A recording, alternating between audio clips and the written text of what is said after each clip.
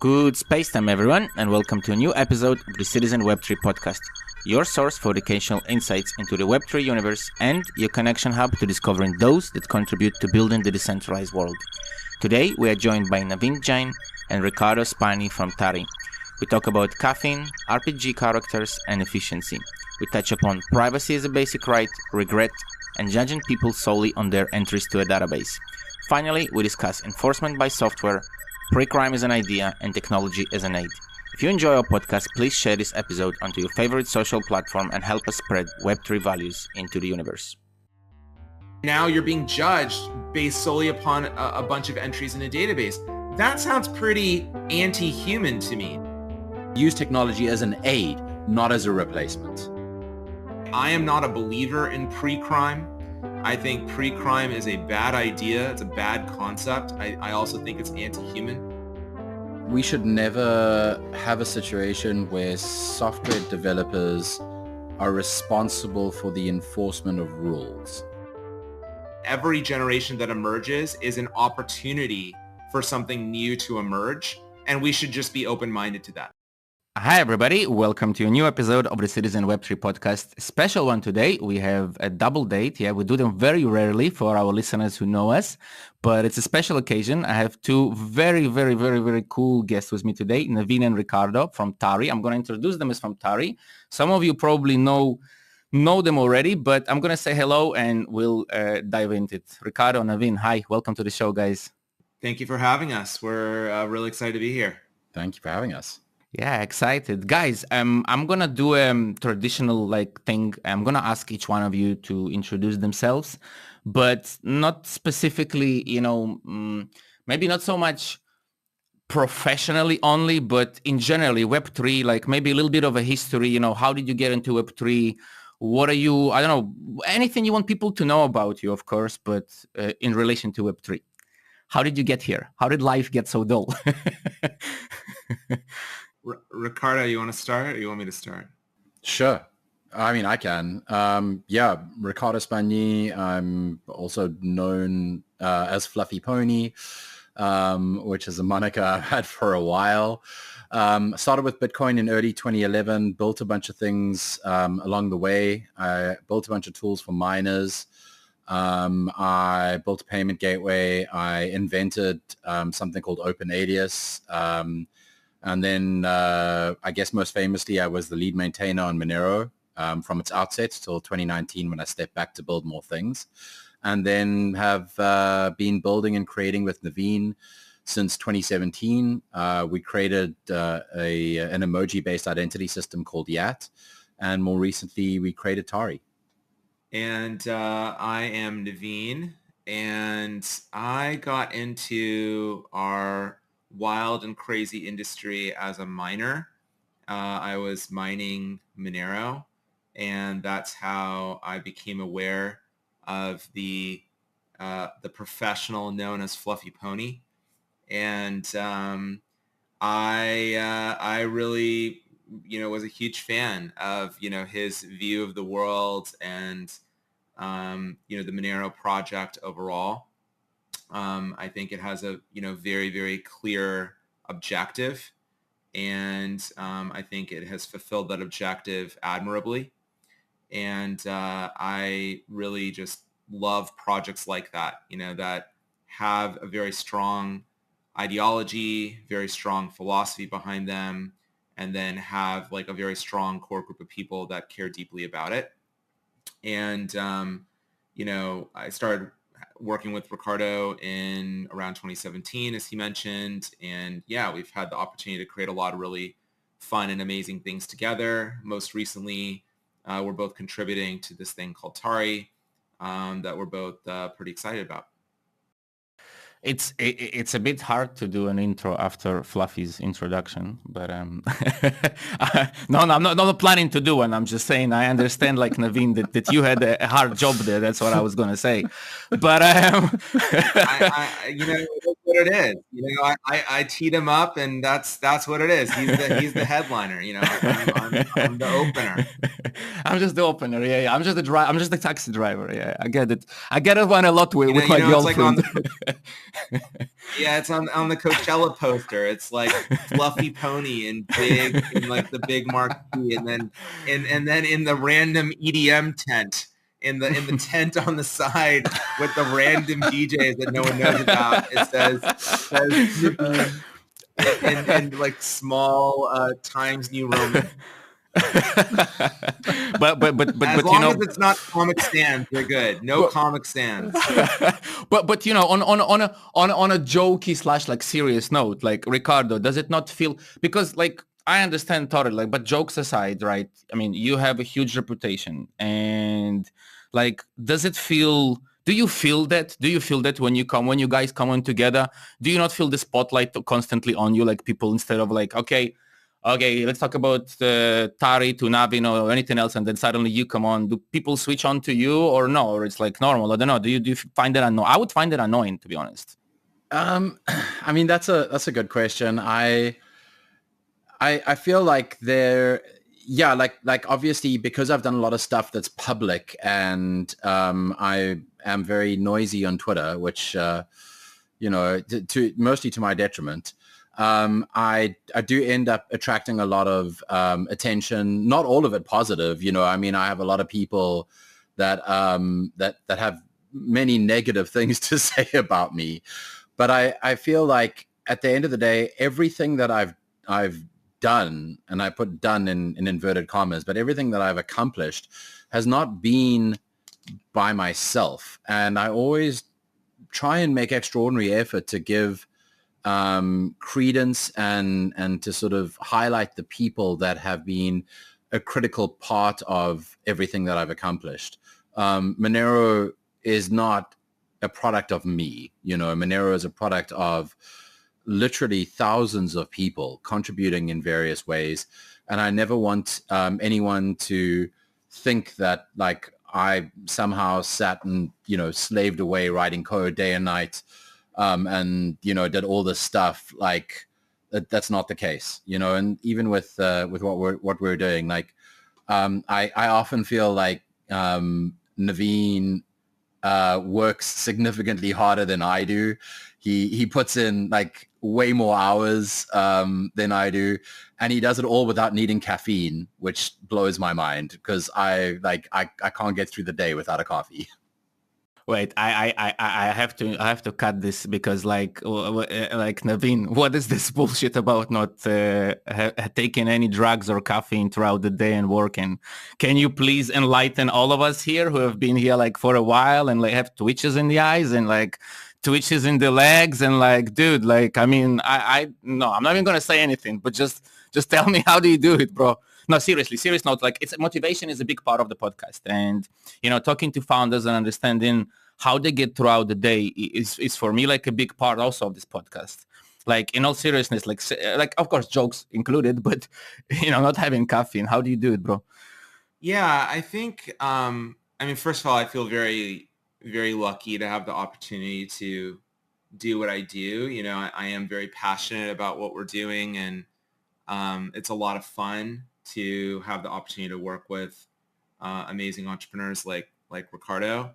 In terms of the caffeine thing, look, I kind of have the view that we're all sort of like RPG characters, and I'm not the best at basketball. I'm not like the most athletic person on the planet, but perhaps my one little genetic blessing is the fact that I have a higher energy level and don't need caffeine as often as others do. But yeah, no, in all seriousness, yeah, I just largely drink water. So that's really what I need throughout the day.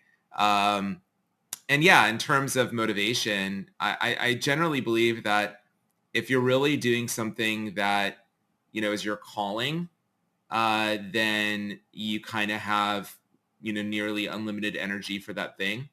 And I also believe that if you're operating within your zone of genius, then generally your energy level will be up anyway.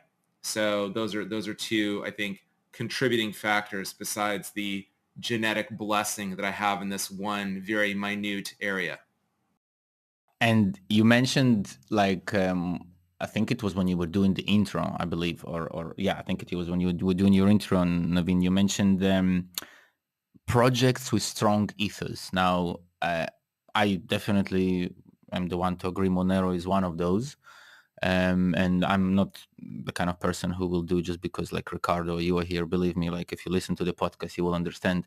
But do you think it's a big problem today in the industry, projects with any kinds of ethos, let alone strong kind of ethos? So question to you, like I know kind of straight off the ship here, but what are other projects without like, I don't know, without of course like what you do and what you are building that you believe today in the Web3 industry has strong ethos, apart from Monero? I mean, I guess my view is very simple. I think that, if the technology or the project is, pro-human, is something that is really built for human beings to use and really supportive of human nature.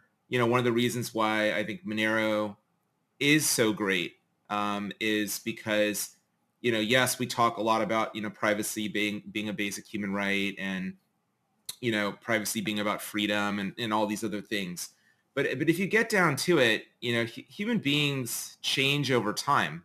And the person that, I was last week is different than the person I am today.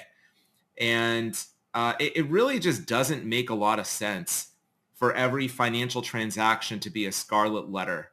Like, I mean, imagine every single transaction that you do is a tattoo on your body. Does that actually make sense? Like, is that actually like a pro-human thing? I don't know. I look at it and I go, I oftentimes, I'll have a conversation with someone who's like a surveillance chain enthusiast. And I'll ask them, I'll say, have you ever made a mistake in your life? And they'll say, well, yeah, of course, I'm human. I'm like, okay, well, tell me about the mistakes you made when you were in high school. Tell me about the mistakes you made when you were in college. Tell me about all the financial mistakes you've made in your life, because we've all made financial mistakes. We've all done things that, we probably regret on some level. And then, when it comes to the law, I also oftentimes feel like I have to remind people that the law on earth is a patchwork quilt. What is legal in one jurisdiction, it may not be legal in another jurisdiction. For the longest time, marijuana was illegal in the state of California, completely illegal. And they put a lot of people in jail for possessing. It was called possession, just possessing marijuana. And then the amount of marijuana you possessed, would dictate whether or not you got like a long prison term or a short prison term, and you just think about that. You're like, okay, well, gosh, could you imagine if every financial transaction you ever did using something like a CBDC issued on Ethereum was tracked and analyzed, for the rest of time? Like, does that actually make sense? I mean, think about the statute of limitations for things like taxes. The IRS typically only goes back 7 years and looks at people's tax returns, 7 years in the past. But I'll tell you what, if they could go back 25 years because all the transactions were recorded on Ethereum, they would love that. And I'm not saying that people shouldn't pay their taxes. Obviously they should, but people are human beings. People make mistakes, and I just don't understand why we would be advocates for anti-human technology in this industry and say, no, you can't make mistakes. Every single financial transaction you ever do in your life has to be pristine and has to be perfect because it's going to be out in the open, man. It's going to be out in the open. I just think that's a crazy way to live. Let me retort to that and put you a little bit on a spotlight. Gonna play a little bit devil's advocate here in on two sides straight away. I'm gonna try and sit on two chairs at the same time since I have two guests. But I'm gonna to you, Naveen. So, like, but by the way, I want to recommend to everyone paying their taxes as long as their government can put their budget together. If they can do that, guys, you should pay your taxes. That's all I'm saying. But if they cannot, you should, because I haven't seen one government yet does it. But anyways, of course, pay your taxes and do legal things, people. But like, what do you think about like things like, El Salvador, for example? Is that like a Nayib Bukele? That's like a big, how to say? I mean, some people say it's a path to, decentralization. Some people say it's a lot of bullshit. Some people say it's ethically incorrect. Some people say it's, I don't know. There is a lot of opinions, and I feel that what we are talking about, about mistakes and about, of course, everybody should have the right to mistake, right? But like, where is the borderline? Where is like the line that we say, okay, something is ethical, something is unethical? How do we judge without putting so much subjectivism, right? The reason I'm bringing El Salvador is because it arouses a lot of emotions in doesn't matter how long you've been in this industry, regardless of your opinions about this industry, it will arouse some kind of emotions. Like you will either say bullshit, clown, or no, perfect, adoption. There'll be a lot of people saying different things. So how do we draw the subjectivism line here? I don't know. I'll reply, and then obviously I know Rick has a lot of perspective on this too, but I just think that when you reduce human beings down to entries in a database, you lose a lot of information. I'll give you an analogy. It's sort of like listening to music that's been heavily compressed. You don't get the full picture of the song. And it doesn't sound right, and so what ends up happening is if you reduce all the financial transactions, if you reduce human beings to just like judging them entirely by entries in a database, you lose enormous amounts of context. So for example, there was a situation that happened a couple of years ago where there was like a fairly famous NFT collector collected a lot of famous art, digital art in our industry. And people obviously track their wallets. It's on Ethereum. That's what people do. People track everyone's wallets on Ethereum. And this person was caught transferring tons of art tokens to another wallet.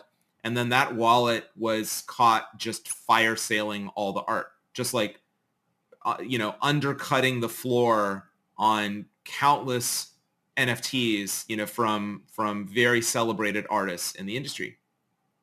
And people started attacking them. They're the collector. People started attacking the collector, saying, hey, WTF, man. You're supposed to be, you've built your entire image, your entire brand around being pro-artist. And here you are destroying artists' floors, destroying their careers, destroying their ability to monetize their work by undercutting the value of their work. Well, a week or so passed by, and the person finally emerges. They had disappeared, and they finally emerge and say, hey guys, look, it's none of your business, but it just so happens that I'm going through a divorce, and that wallet that's fire sailing all the art is like my ex-wife's wallet, and by the way, it's none of your business, but because this is a surveillance system, I now am forced to provide the context. And, I think about that. I think about situations like that, or, think about, you just imagine the future. I mean, what you have to do in our industry, because we're all futurists here, you have to kind of like imagine, okay, if we keep going down the road we're going, and you have products like, fiat-backed stablecoin products issued on surveillance chains like WorldCoin or Ethereum, where do we end up? I mean, imagine a world where you open up a dating app, and next to your happy smiling face and your carefully curated bio, you have your entire financial history there. I just think that it's wrong. Imagine you apply for a job, and, like before you even show up for the interview, you submit your CV, your resume, and before you even show up for the interview, they're able to go back and look at your entire financial history and judge all of your actions on, based on their perspective on what's right or wrong. Maybe you believe in a different religion than they do. Maybe you come from a different culture and have different cultural norms than they do. Maybe you come from another country And, there's different norms and perspective in that country. And now you're being judged based solely upon a bunch of entries in a database. That sounds pretty anti-human to me. Doesn't it sound that way to you? Absolutely. I think this is the reason I think I was asking what you think about El Salvador. I gotta be honest, my opinion about that is that it's a big clown head. And what is happening is exactly that, what you're describing. Unfortunately, people being put in a database as entries and in a big surveillance chain, and that's scary. I don't know, Ricardo, do you have anything to add to that opinion? So I think there's a couple of things that occur to me. The first is I feel like we should never have a situation where software developers are responsible for the enforcement of rules. And so, when we have some of these discussions, I think about I'm happy to play both sides and sort of, think about what is the implication of this or what is the implication of that. And most of the time when I think about the implication, it boils down to a software engineer needs to build the legal framework for every country on earth and every possible scenario into a piece of code. And that just it's A, impossible, and B, regulations change all the time. If you're considering every planet in the world, every country in the world, then I'm pretty sure regulations change on a daily basis somewhere in the world. And so enforcement by software is impossible. So I take a step back from it and go okay, cool. So that's impossible. We can't do that. So what's left? How is that going to play out? And then the other thing, that's sort of quite cogent that Naveen touched on is there's actually a lot of regulation that is pro-privacy. And I think about stuff like the right to be forgotten, very big in Europe, the right to be forgotten. Now, how is a blockchain ever going to enable the right to be forgotten if it's by definition, by default, it doesn't forget anything. It appends all this data. And, where there's no privacy, then it's the opposite. In fact, it's actually significantly worse than something like Google or, some of the centralized organizations that we might look at and go, they're really bad. There was this interesting thing that happened a few years ago. There was this researcher who, through GDPR, managed to uncover that PayPal in Europe shares data with 600 organizations. And some of those organizations are governments, some of those organizations are law enforcement, but some of those organizations are just data brokers or advertising firms or whatever, Now, that doesn't mean that PayPal's sharing your specific transaction history if you're, in Europe with all 600 of them, but they're sharing it with a portion, maybe even most of them, which is kind of frightening. It might be aggregate data, it might be hyper-specific data, but still PayPal's sharing a lot of data.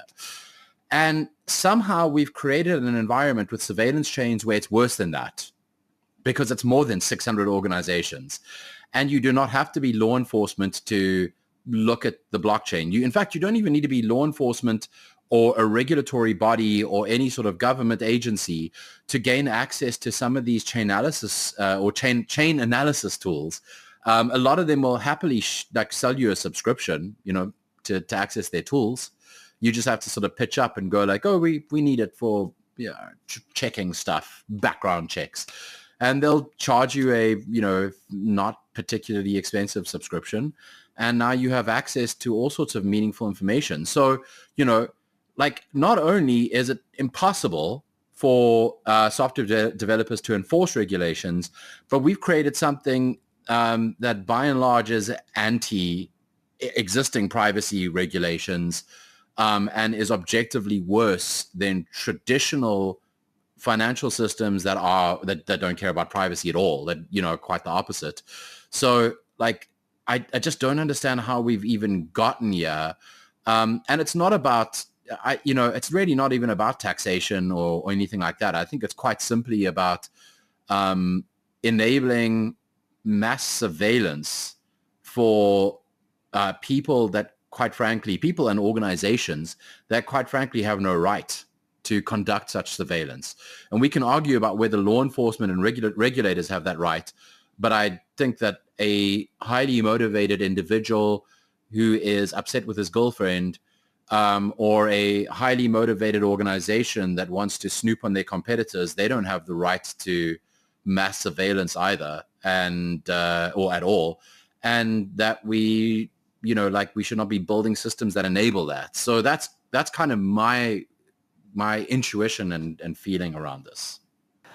I started to laugh because I thought you were going to say that a highly individual pissed at his girlfriend will have more efficiency than the CIA put together or something like that, But I can see that happening. By the way, as you were talking, I like a thought kept on like going there, and it's about what you said. This is a very good question, I think, a very good topic in my opinion that I would like to ask both of you. How did it get to this? Because, let's skip the foreplay here. Okay, we all understand we're kind of in a shit, right? So my personal opinion is actually something you said. You mentioned law books and enforcing laws. I think we can do a zoom out. People shouldn't do that, not because it's impossible, but because the law itself isn't perfect and has never worked in any single country perfectly.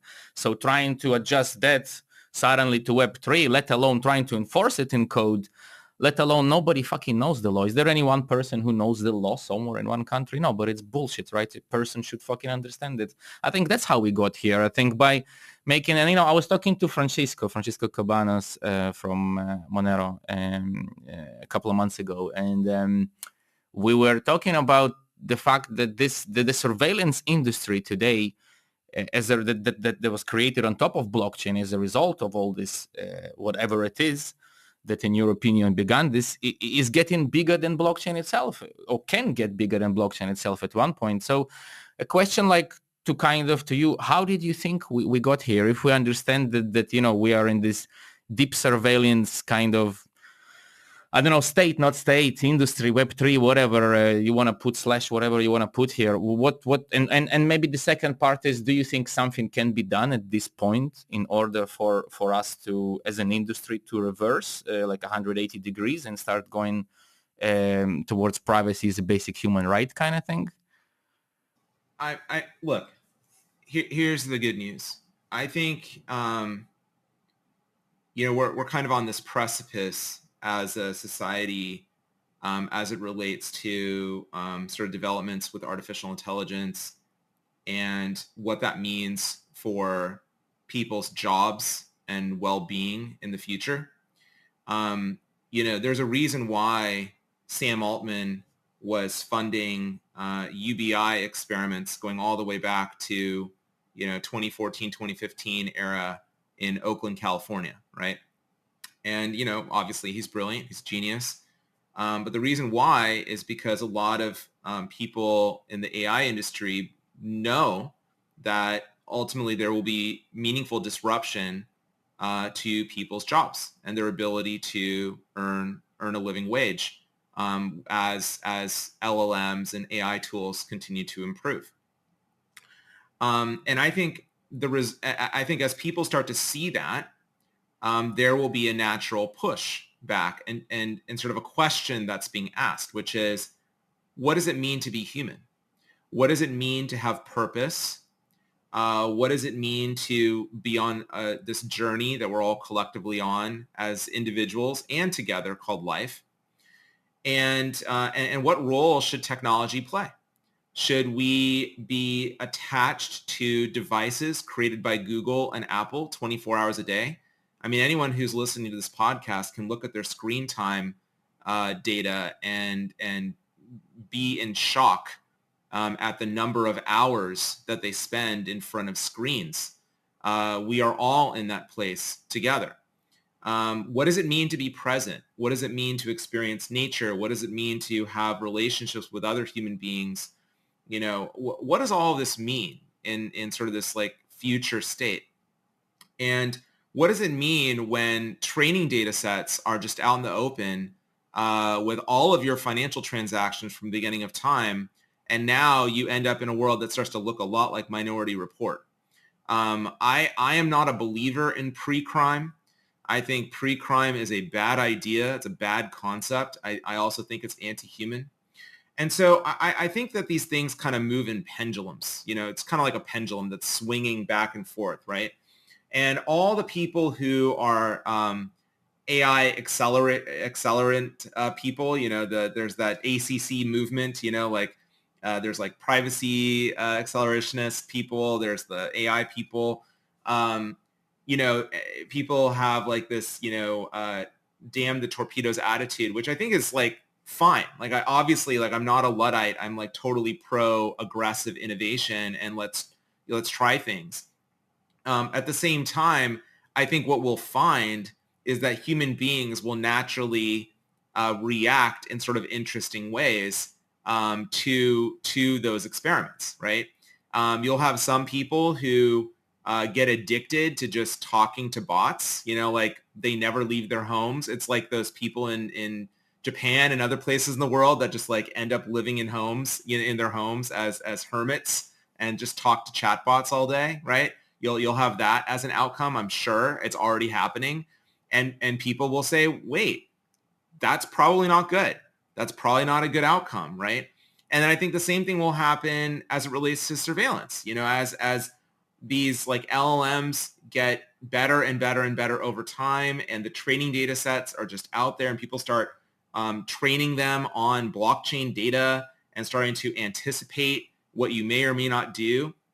I think you'll start to see people push back on that and say, hey, wait, that's crazy. That's not good for us. That's not good. It's kind of like what's happening now in the food industry, right? In the food industry, you have this huge pushback now against processed foods. Well, let me tell you, in the 90s, when things like high fructose corn syrup and artificial food dyes and all of that started to emerge in processed food products like cereals and candy bars and other kinds of things, as sort of like the dominant way to make food products, people were excited about them. People were, I remember drinking, there was a drink called Squeeze It that I used to drink when I was a kid. And I'm telling you right now, if you saw this drink now, you would think it's paint. It was so bright, like vividly colored with artificial dyes. It's insane. It's absolutely insane how bad it was. Fast forward to today, and you have this whole movement around, wait a minute here, what the fuck are we eating? Are we supposed to be eating, gasoline derivatives and coal tar derivatives? Is that what we're supposed to be putting in our bodies? Is that good for us? And there's a bunch of people out there saying, wait, no, it's not good for us. And oh, by the way, hey, government regulators, you're not protecting us, WTF, right? So I kind of feel like the problem is it just takes a really long time for this pendulum is very slow moving. Does that make any sense? You were mentioning also things like important values for humanity. And you said, love, nature, experience. That unfortunately today, though, what I see, right, and what at least every book in psychology tries to teach you, or in not psychology, but more sociology, and they try to base values on language, on race, on what people do, and it's bullshit, of course. That creates, in my opinion, all those divisions between people instead of unite. So how do we, in your opinion, change that to nature, forests, and love? And I'm going to type the question to Riccardo. Yeah, it's a really, really good question. I agree that there are many people out there whose sole focus is on division, dividing us as human beings. I think that the most important thing that one can do is listen to others. Like what I've found is that when you connect with someone, there are two things that I think are really interesting. So one is sometimes when you meet someone and you kind of have a feeling like, I don't like this person. I just, It could be anything about them, right? Like it's just like, I don't like the way they talk, or I don't like what they have to say, or I don't like, perhaps the way they look or the way they dress, whatever it is about them. There's this thing that I learned called eating the projection, which is that if you actually look at every other human being effectively as a mirror, and you kind of look at the person who, for whatever reason, you don't like, it's actually saying something about yourself. And really what you need to do is look in the mirror and say, gosh, what is it about myself that I see in this person that I'm just not happy with or comfortable with at this moment? And that's effectively called eating the projection. And so I think that's like an important thing that I think pretty much everyone should learn. And then the second thing is just listening, listening to others, what they have to say, letting them speak, letting them express their thoughts, their views, because I generally think that most people are more aligned than they may believe. Like if you, like here in the US, for example, if you sat someone who's like a hardcore liberal down with someone who's a hardcore right winger, and just sat them in a room and just like put all the rhetoric aside and just had them talk as like two human beings having like an open conversation and actually listening to each other, I think you'd probably find that they are more aligned than you think. And so I think that's kind of like a key part to that. But yes, I agree completely that there are many people out there who essentially profit from division. And I think it's important to call those people out and say, and by the way, a lot of these social networks, that's what they do. Elon Musk profits from division. That's what he does. Like the algorithm is built to trigger you, right? So does Mark Zuckerberg. Like these are two guys that literally make billions of dollars profiting from division, because that's the entire like way that these algorithms are constructed to trigger you, to poke at you, to get you to come in. And it's all negative. It's all negative. Like the clout chasing, the desire to chase likes, to chase followers, these superficial metrics. And then the triggering that comes from the content that is served up. Like everybody knows the content that's being served up is entirely personalized based on what you react to most, right? And so it's like this grand experiment, it's kind of like a Pavlovian dog-esque experiment that we're all kind of a part of, which is like a very, interesting conversation to have, but I think it's like factually true. I mean, wasn't that thing about like the YouTube algorithm favors controversial videos, not videos that have mostly positive ratings, because controversial videos, people will watch more of it because they'll either be like, oh, you're such an idiot, I can't believe you said that, or they'll be like, yeah, this guy's totally right. But if it's just like a happy video about puppies, then like it just doesn't perform as well. 100%. I mean, and this has been, this has been brewing for a very long time. And for the longest time, it's like you don't watch the news to hear good news. You watch the news because they're going to report on a murder. Like that's why you watch the news. Or oh my gosh, there's a tragedy somewhere on Earth. Like that's what the news is reporting. The news most often is not reporting. In fact, it's funny when you watch like old news. When there's a happy story to report, it's so shocking to even the anchors that they have to call it out. They'll say, okay, I've just told you, it's a 30-minute program and, 24 minutes, not including the commercial breaks. And, I just spent the last 20 minutes or 22 minutes just filling your brain with like negative shit. Okay. And now something positive for a change, let us celebrate the local high school football team winning the championship, let's celebrate this person who, was successfully cured of cancer at a local hospital. And it's like they have to call it out, like, because they're shocked, right? So it all comes, from that, and it's sort of the constant evolution, of that, right?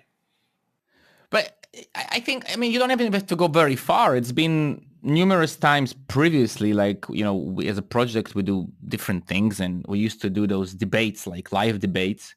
And there was one debate where it so happened to be that people started to agree with each other. And everyone who was listening to it said, what the fuck? This is not interesting. Can you please bring on people who will fight? And I'm like, but people are agreeing. That's a good thing. No, like, no, fuck that. That's boring. So yeah.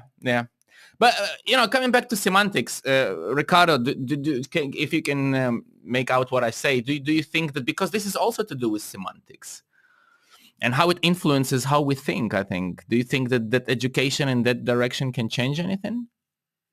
So I'm assuming you're asking the question that you put in the chat.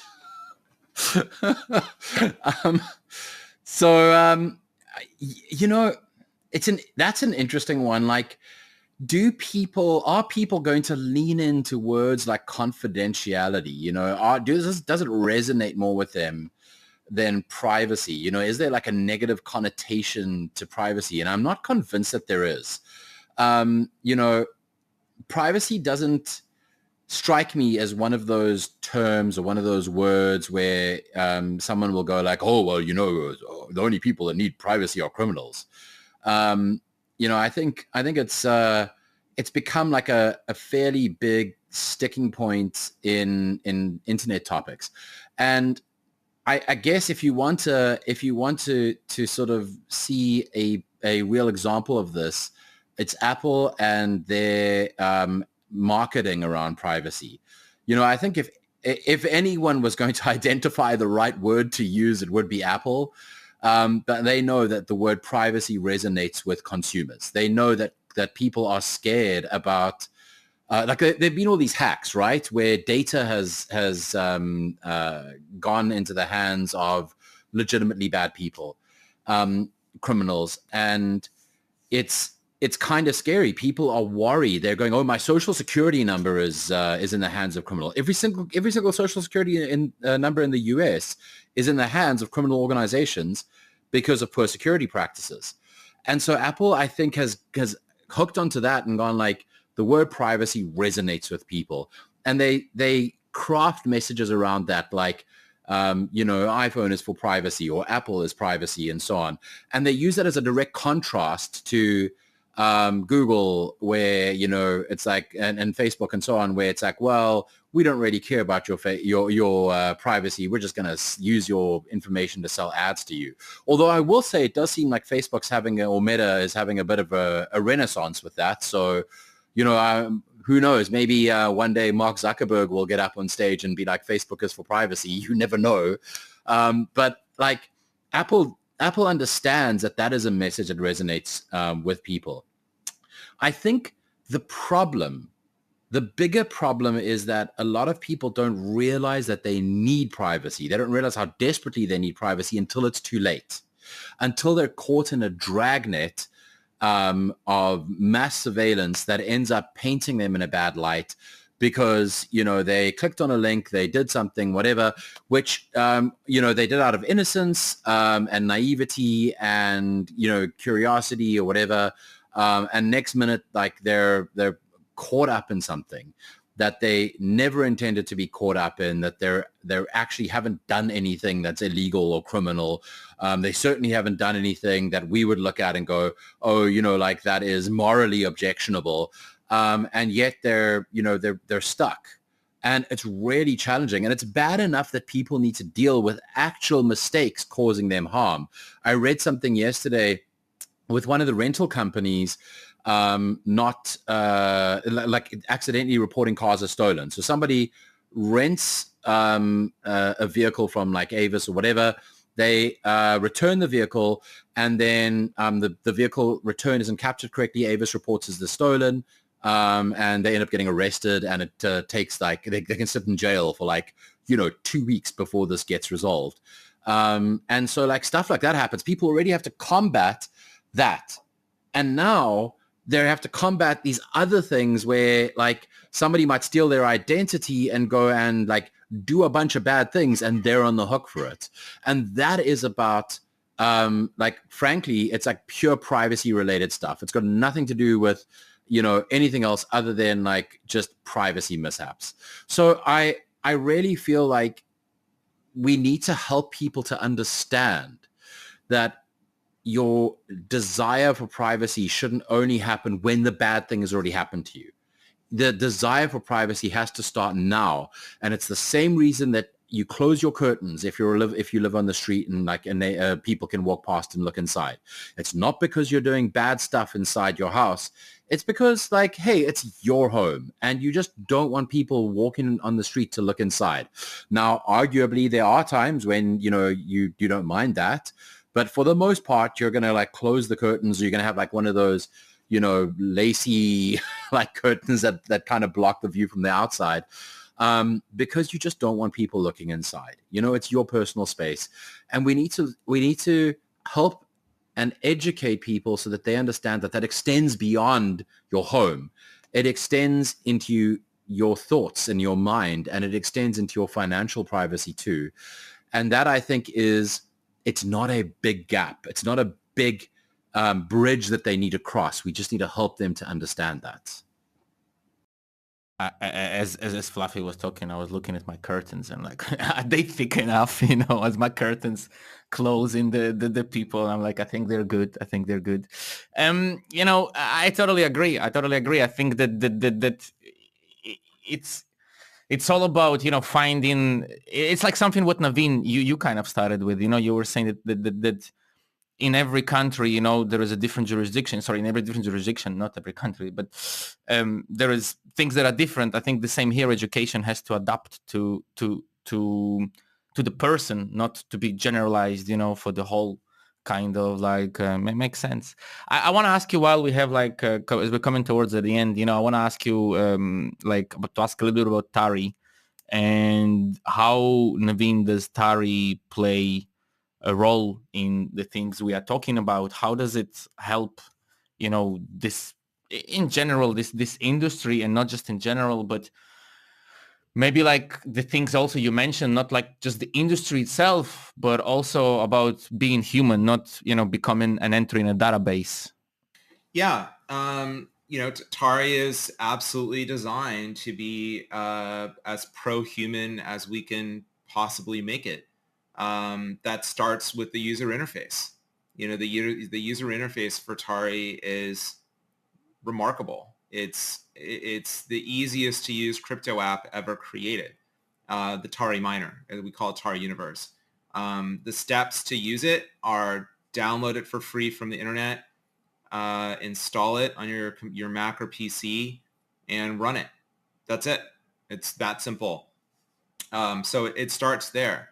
It starts with, and then it continues with accessibility. The fact that you can use Tari on your existing computer, your existing Mac or PC, makes Tari a lot more accessible and fair than other things.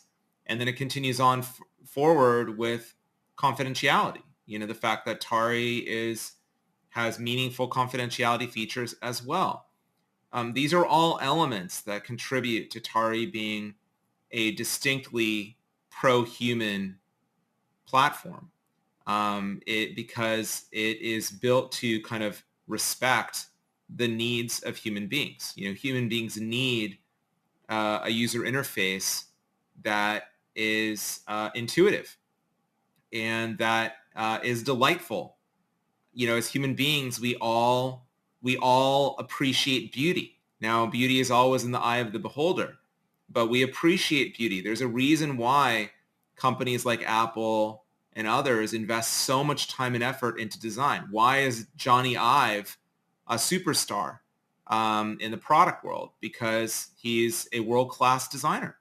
And design is a crucial component. You can't have world-changing software that is hard to use anymore, right? Like we're past that point in time. The confidentiality elements are crucial for all the reasons we talked about. We shouldn't create a world where, people are being reduced to entries in a database and every financial transaction is a scarlet letter and, the entire Tari database becomes fodder for an infinite number of of, LLMs and agents and bots in the future, right? Like we shouldn't want that outcome, right? And we should want these systems to be accessible. We should create a world where it's not just about the crypto elite. It's not just about the people who are already wealthy, the people who have already made a giant bag, whether it's in Bitcoin or Ethereum or Solana. What about the people in the next generation? One of the things that Riccardo and I chat about, relatively frequently is this idea, this hypothesis that we have that blockchain systems are generational.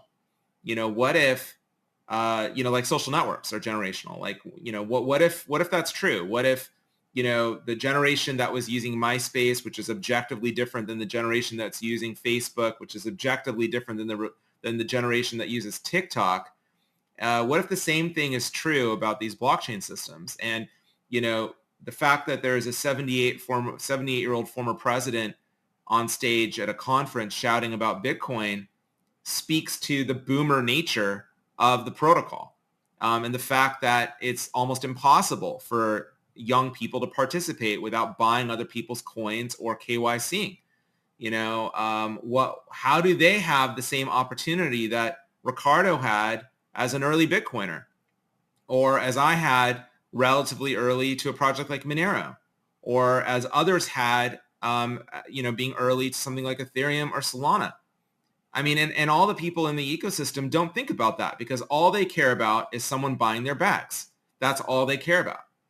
And so we think about things differently. We say, well, gosh, how do you create a world where, if someone is in Gen Z, Gen Alpha, they have a laptop, they're anywhere in the world, they can just download the software for free from the internet like original Bitcoiners did and start mining on their machine.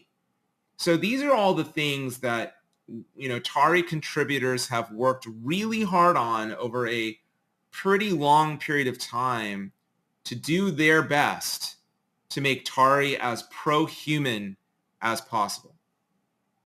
By the way, I think that Face Party, just to say, like, I'm gonna, be a bit of devil's advocate here. Face Party was similar to Tinder. If you remember Face Party, this is even before MySpace. This is like the first UK social network, like it was like, but it was actually quite similar to what Tinder is today, in a little bit, like in the logic. So I like that, sometimes, but I do agree, because I've always been of the opinion, this is actually new to me as well, because I've always been of the opinion that blockchains are generationless, like they're the first tool humanity possesses that doesn't have a lifespan. Now that you kind of bring it, I'm kind of thinking, okay, maybe you're right, because like maybe I'm only thinking about myself, right? And like the opportunities. I mean, I'm also in crypto since 2011, 12 roughly, right? So I've also been very, very lucky to be here very, very early. And what I do try to contribute. But yeah, go on, please. Yeah, think about it this way. Someone who is able to mine Bitcoin or buy Bitcoin for absolutely sub 50 cents. Okay. And now Bitcoin is whatever it is today, over $60,000. Now, look, do I believe that Bitcoin is a store of value and will continue to appreciate? Of course, I'm not sitting here saying otherwise. But do I believe that it's going to go from $60,000 a coin to $60 million a token, and give people the same level of upside that people had when they were early? Of course not. I just think that's ridiculous. I think that's crazy. And so I think about that and I go, well, wait a minute here. What about the next generation? What about my kids? I have young kids. What are they going to do? Are they going to just be buying our old boomer bags? Is that really their only option, their only choice? Or is there another option for them, which is to participate in the birth of something new, in the birth of something that is pro-human and next generation on a number of dimensions? And then the final thing I'll say is, I just think that technology overall is temporal in nature, right? Like, I grew up with playing the original Nintendo, playing Duck Hunt and Mario and Metroid and Zelda. And then I graduated to playing F-Zero on my Super Nintendo, and along the way, new generations of people were born. And there are people out there who their first video game console was the Super Nintendo. And then there are people who were born who their first video game console was the original PlayStation. I remember, when the original Xbox came out, the very first Xbox. Are there people out there who still love the original Nintendo and collect and believe? Absolutely. Of course, those people exist. But, are my kids excited about playing, heavily pixelated side scrollers on the original Nintendo? No, they're not excited about that. I'm sorry. Like, it makes me sad. It makes me die a little inside to know that that's true, but they don't give a crap about that. They want something for themselves. They want something that's new for them. So, and what is that? Is that going to be Ethereum? Is that going to be Bitcoin? Is that going to be them buying our bags? That's something we talk a lot about in the Tari contributor channels. It makes a lot of sense. Just again to kind of to add to the thought. By the way, everybody knows about Mortal Kombat, for example, in FIFA. Doesn't matter what console. I mean, even if you start playing at a PC or a console, And by the way, it's interesting to see this progress. That I think there are some things that do become generational, or generationless. Sorry, that like in the gaming, for example, industry, and about the new things. But I can definitely see my kid coming up to me and says, "Daddy, I want to be a validator," or "Daddy, I want to become a miner." I can see those things happening. Like, "Daddy, I want to become an LLM specialist." Of course, that's the new things that are going to happen. But I'm sure about it. 100%. There is already today. We have like miner schools, validator schools, and like what's so not. So I think just to answer what the way I don't disagree, but I definitely think that we shouldn't be afraid of contributing something that will ask. I don't think sometimes what I'm trying to say is that sometimes saying the question, I'm being devil's advocate here, but sometimes asking the questions, who will think about the children, stops progress from happening. And I have seen that a lot in different places in history. Well, at least I've read about it, not seen it personally with my eyes, where, the question, but who will think of the children, has stopped progress, technological progress, from happening. And I think, and this is the question I'm going to ask Riccardo, of course, feel free to retort, Naveen, to ask Riccardo, what do you think? Do you think that, progress can be made regardless of what we are going to do, or is more like we have to think about the future generations all the time, and if we don't think about them, then who are we progressing for? What's your take on that subject? Yeah, that's an interesting one. I mean, look, I of course, we should be building things for the next generation, not just for ourselves. That stands to reason. I don't have a fundamental issue with that argument. I do have an issue with it being used as an excuse to stall things, the whole won't somebody think of the children argument in the negative sense. At the end of the day, if systems are going to be abused, or if a service or a tool is going to be abused, then it's going to be abused by adults and children. It's going to be used incorrectly. But we can't have no progress as a result. And there is a delicate balance there, right? I think a lot about simple things like kitchen knives. Like, a kitchen knife can be used to prepare a beautiful meal, but it can also be used to stab someone. Okay? It can be used to stab someone by a child. It can be used to stab someone by an adult. Now, is there a solution to that? Could we design a technologically sophisticated kitchen knife that detects when it's being used to stab someone and, I don't know, drop some sort of thing to identify the kitchen knife? Probably. I'm sure we could. Okay. Is that feasible? Is that the world that we want to live in? No. That's ridiculous. And even if we did create that, then I'm sure you wouldn't even need much of a black market to make kitchen knife alternatives. So, it just becomes untenable and ridiculous if you start going down the road. There we go. Okay. I was saying it just becomes, yeah. Okay, cool. It becomes untenable and ridiculous if you're going to try and use technology to solve every potential bad situation or every potential bad thing that could happen. Like, it's just not feasible. You can't use technology for that. There are things that ultimately humans are better at than any piece of. Uh-oh, we lost him. Oh, lost him completely. Well, he'll be back. But just to reply to you really quick, and then I think we got to wrap it up. But look, I'm not suggesting that like we shouldn't develop new things because like, oh, what about the next generation? What I'm saying is that we don't get to control the next generation. We don't get to dictate to the next generation what they're going to love or what they're not going to love. And that's my point. So this idea that like, I feel like we're kind of, it's sort of like your parents saying to you, hey, son or daughter, you're going to love my Bitcoins, like you're going to love them because I love them, when I was, old and ancient and, mining them or whatever. Yeah.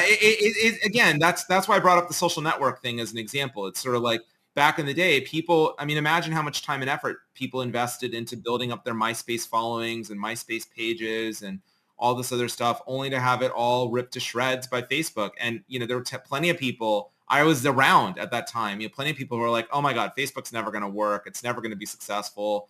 And then it started to blow up on college campuses, right? It started to blow up on college. And then people were like, wait, I don't want to be left behind. There's something new that's emerging and I don't want to be left behind. So I'm not saying that this stuff goes away. Okay, that's not what I'm saying. What I'm saying is that we don't get to control what the next generation, uses, and every generation that emerges is an opportunity for something new to emerge, and we should just be open-minded to that. That's all I'm saying. Guys, I know you have to wrap up and jump off. Fluffy, before I'm gonna ask one more question, both of you. It's a short question, and I'll let you off. Fluffy, do you want to finish your point from before about the knife? Because I was looking forward to that. Yeah. So I was gonna say ultimately we can't look to technology as the solution for everything, and humans are particularly good at some things. And I'll say this because I don't want to like dwell on this point too much, but it is important. When you think about policing and law enforcement and the prevention of crime, Naveen earlier on mentioned just briefly like the idea of like pre-crime and thought crime and that sort of thing. And technology can certainly aid the police in doing their job, but technology can become a crutch. And I think about the fact that, 50 years ago, 100 years ago, it wasn't like crime was just rampant and there was just like, mayhem in the streets. Okay. And we only got a handle on it when the internet existed and we could track everyone's location because they had a cell phone in their pocket. It's not like suddenly crime went away. Okay. In fact, I would argue that crime's objectively probably gotten much worse than it was in like the early 1900s. And so what's changed? Technology hasn't made things better. Police were able to do their jobs really well. You know how? Good old-fashioned police work, good old-fashioned detecting, confidential informants, all of these human things, okay? It wasn't through surveillance cameras on every street corner. It wasn't through, being able to read everyone's messages on their phone. Okay, it wasn't through interception of mail because mail was sacred. There was better privacy with letters than we have with our phones. It was through good, proper police work. And I feel like we've just fallen into this like technology as a crutch scenario where law enforcement agencies and law enforcement officers just rely on like, everyone's got a Ring doorbell and that's going to hand, data over to us. And where there isn't a Ring doorbell in the area, don't worry, there's another camera. That's just, why have we created that world? Like there should be a regression there. We should go back. Law enforcement needs to go back to proper policing, like bodies on the street, like patrolling, proper detective work where they actually investigate crimes thoroughly instead of like, well, we got this printout from the computer and the computer must be right. And that's really all I wanted to say is like technology is not a solution, it's a crutch. And there are better ways. Like we need to go back to like the human ways in some things, okay? And use technology as an aid, not as a replacement. Thank you for saying that. I do think, like, to wrap it up, I do think, by the way, that I think if the police also remembered like who they work for, like they don't work for the state is owned by the people, like it's not the other way around. Sometimes it's a big confusion. Like I don't know if you guys had it, it's a different topic and I will not go into it, but I've definitely had that experience where talking to a policeman where like I've asked him that, don't ask a policeman that question. Who do you think you work for? It creates all sort of interesting situations. But if you want to experience them, explain to them who they really work for. You're guaranteed to see some interesting things. Okay, guys, to wrap this up, usually we do a blitz, but I know you have to run, so I'm going to ask you each one question. It's a very, very short one, and I promise I'll let you go. Can you each give me one motivational thing that helps each one of you personally in their everyday life to start a new day and to do whatever it is you're doing and base it on the values that you guys have? So I'm going to start with Riccardo, since you already might have the mic off. Please. Sure. Yeah, I mean, I wake up every day and I am excited about working on things that I know will be used by people, and sometimes some of the things I work on, like I build a little tool for myself and then I know it might get used by like 10 people in the world. Doesn't matter. Like I'm building stuff to solve my problems and to solve problems for other people. And I just love knowing that something that I've created, something that I've worked on, something that I've contributed to might be useful to someone. I just love knowing that. And that really motivates me. Like I would strongly encourage anyone that's like, trying to dig deep and find that motivation to think about the fact that like the stuff that you're working on, the stuff that even if you're working in a call center at a bank, you are literally helping people and changing the course of their lives, and solving problems for them and, affecting the path that people follow. And that is beautiful. That is incredible that we as humans can do like things that help other people and get paid for it. This isn't like charity work. So, that's really, really cool. And that motivates me. Thanks. Naveen, what about you? What motivates me is similar to Rick, just having the opportunity to create things that hopefully people are going to love out there. I just love creating things. But then the other thing that's just hyper motivating to me is spending time with my kids. I have a rule where, to the best of my ability, I mean, sometimes I have to say no, but like the vast majority of the time when my kids ask to play or to do something, my default answer is yes. And I always leave that experience, having spent time with my kids, feeling energized, feeling optimistic about the next generation, feeling optimistic about the future, and feeling joy and feeling love. And I think that's like really important. Then I try my very best, and Rick knows this well, that sometimes I don't succeed in this, but I try really, really hard to like bring as much of that, love to the table, in every meeting, in every conversation. And so yeah, those are two like hyper motivating things for me personally. Thanks. Guys, I know you already mentioned it to me a couple of times, so that you have to wrap up. So I'm going to wrap up, guys. Thank you very much for your time, and thank you for answering the questions and going through the technical craziness that we had. We will make sure it all works. For all the listeners, guys, everything me and Riccardo and Naveen mentioned, you can find in the show notes. So please do click those links, check out the projects and whatever else we mentioned apart from that, please do. So again, Naveen, Riccardo, thank you guys. Don't hang up just yet. This is just a goodbye for the listeners. Everybody else, bye. Yeah, thank you so much. Thank you for having us. This content was created by the Citizen Web3 Validator. If you enjoyed it, please support us by delegating on citizenweb3.com/staking and help us create more educational content.